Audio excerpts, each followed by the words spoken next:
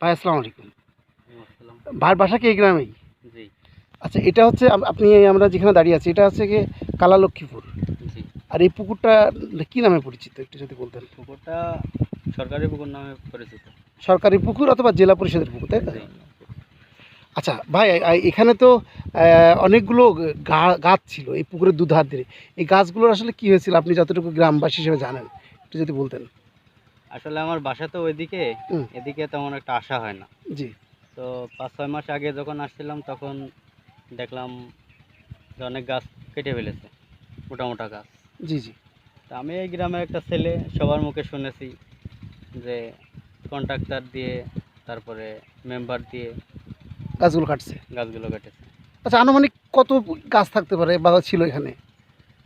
তাও তো ৫০টার উপরে হবে। 50+ গাছ ছিল। কী গাছ ছিল? কড়ই গাছ ছিল বেশি। কড়াই, মেহগনি, রেন্টি রেন্টি এসব ছিল কিনা? না, এগুলো বেশি একটা ছিল না, যেগুলো ছিল ছোট। কড়াই গাছ ছিল। হ্যাঁ, এটা কেটেছে কতদিন আগে? ৫-৬ মাস। আচ্ছা, আপনি লোকমুখে শুনেছেন যে মেম্বার, কোন মেম্বারের নাম উঠছিল জানেন নাকি? এটা আমাদের গ্রামের member, Zahid member. Zahid member কি সে রানিং মেম্বার? হ্যাঁ, আচ্ছা, আচ্ছা।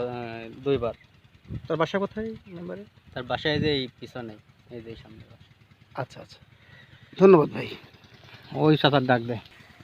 ঠিক ৬-৭ মাস আগে কিন্তু এভাবেই এই লক্ষ্মীপুর, কালালক্ষ্মীপুরের জেলা পরিষদ পুকুর পাড়ের গাছ কেটে কিন্তু বিক্রি করে দিয়েছে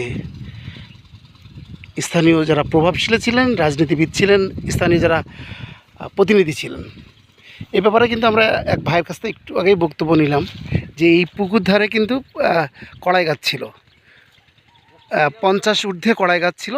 যে কড়াই গাছের আনুমানিক মূল্য গতকাল থেকে আমরা গণমাধ্যম কর্মীরা দেখলাম যে ফেসবুকে এটা নিয়ে লেখালেখি হচ্ছে, আনুমানিক 8 লক্ষ টাকার 8 লক্ষ টাকার গাছ ছিল এখানে। যে পুকুরের চারিধারে যত গাছ ছিল মানে বিক্রি করার মতো সব গাছগুলোই বিক্রি করে দিয়েছে। এ ব্যাপারে কোনো আইনগত পদক্ষেপ নেয়নি এবং ইউনো মহোদয় এ ব্যাপারে কোনো মামলা করেনি। সেই গাছগুলো কোথায় এখন? গাছ কেটে কে কাটছে গাছগুলো?